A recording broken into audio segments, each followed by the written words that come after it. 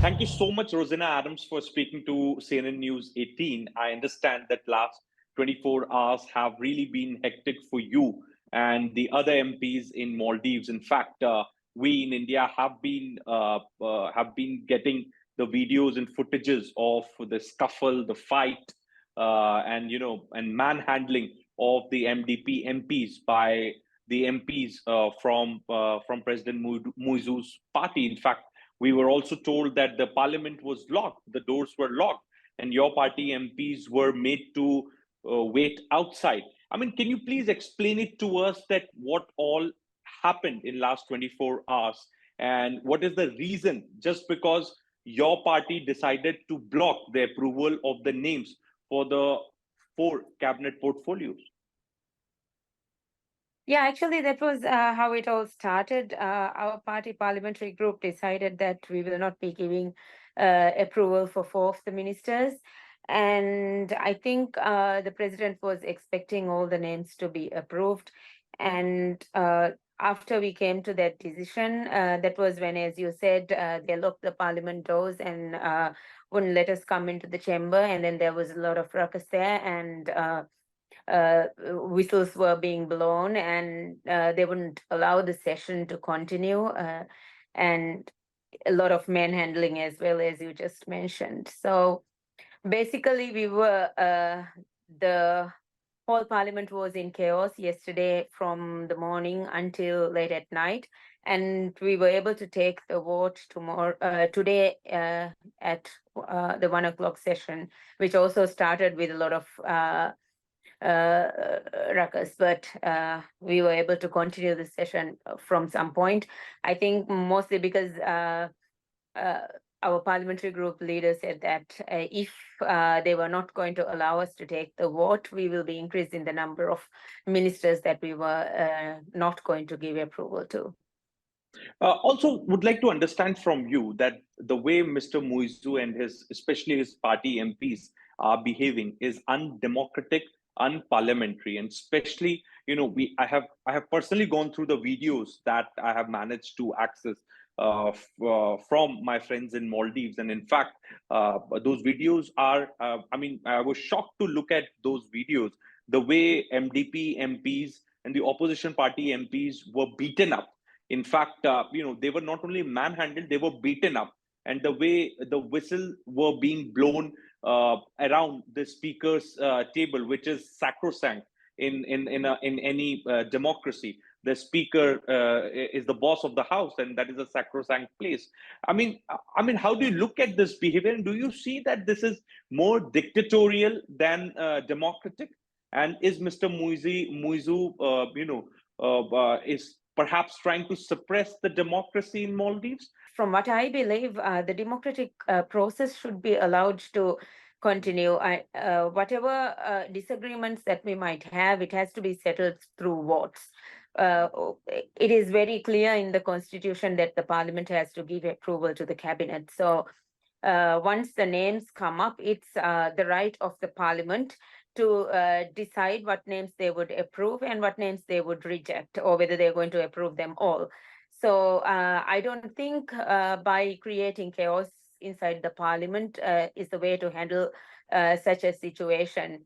If there was anything to be discussed, I think a proper discussion could take place between the two parties. But preventing a vote from taking place I don't think that's the answer. That is not how the democratic process works. How many MPs have got injured in the scuffle and the manhandling? I'm not really sure about the numbers, but I myself had to face some of this outside the parliament, actually, because there were a lot of protesters from the ruling party outside, and mostly they were ministers and state ministers protesting outside the parliament. And it was one of the deputy ministers who actually harassed me while I was on my way into the parliament. So basically, the whole upper level of the government has turned into a gang. So this is not something that we expect. It's this is the first time that something like this has happened. And police and marshals, they don't take action against these MPs and sitting ministers when they So far, I manhandle don't think their any action colleagues has in. been taken. So far, I don't Uh, think any action has been taken. The police was there outside the parliament, but I don't think they were doing enough to ensure the safety of parliamentarians. Okay. Now, what is the status of President Muizzu? Is it going to be the end game for him, given he doesn't enjoy majority in the House, and since a lot of the MDP MPs and in fact the Democrats have signed the motion of impeachment against him, and in fact, if that letter gets submitted, then there would be motion against him, and in 14 days he has to defend himself, and if voting takes place, it looks like, it appears that Mr. Muizzu may lose. He may have to step down. I think it's too early for me to say something about that because Hmm. the motion has not been submitted yet.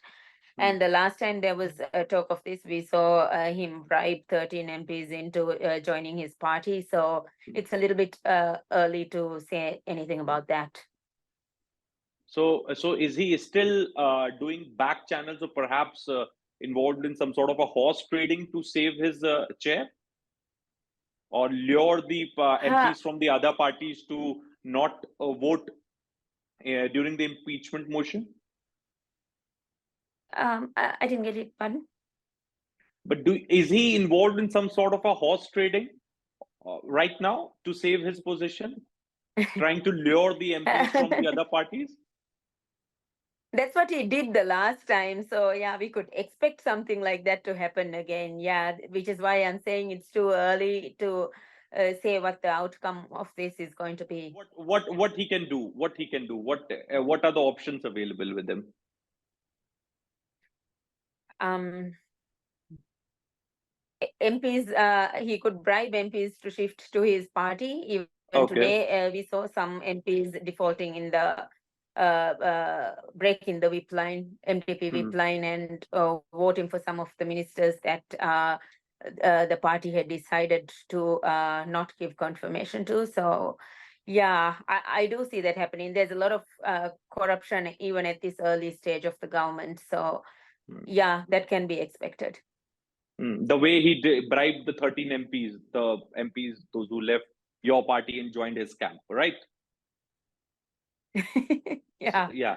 So he has right now. What I can understand is that he has enough time to get numbers on his side, because given the next session is going to sit on 1st of February, he has few days now, and then there's going to be 14 days time which will be given to him to defend himself, and perhaps he could use that window. Also, would like to understand from you, what is the ground on which this impeachment motion is perhaps pushed, and how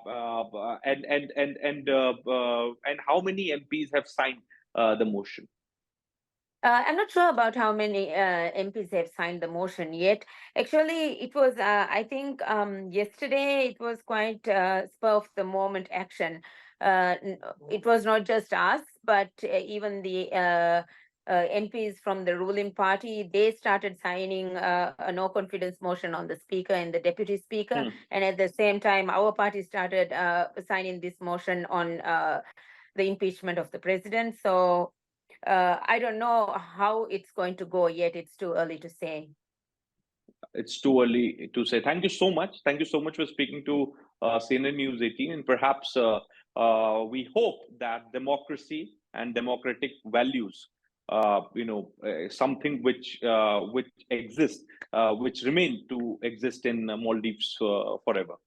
Thank you so Yeah, much. I hope so too. I would also like to share that the three MPs who were not confirmed by the parliament today, they have again taken oath. The ministers who were not confirmed today, they have again taken oath to go get into the cabinet again. Okay, that's interesting. So these three MPs were blocked by the opposition The three parties. This, ministers, the three yeah, ministers, yeah. despite that, these three ministers took oath, and they have Again again today. entered the cabinet. So now, what all options are left with your party? They will have to be brought back for confirmation again, and I don't think it is a proper process even. From what we heard, the Supreme Court actually refused to perform the oath-taking ceremony, but then later somehow that happened. I don't know how that happened, but from what they have done, we can say that it is not the normal procedure. When the Parliament rejects a cabinet minister, the very next day, the same minister taking oath is unheard of, and that is not part of the democratic process. So today these three ministers have taken oath. Yeah. What are their names and for what portfolios they have taken oath?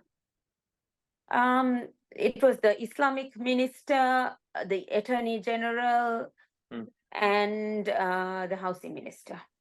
Okay, and it is very rare that if one parliament rejects it, then ministers are again taking oath. It's not a tradition.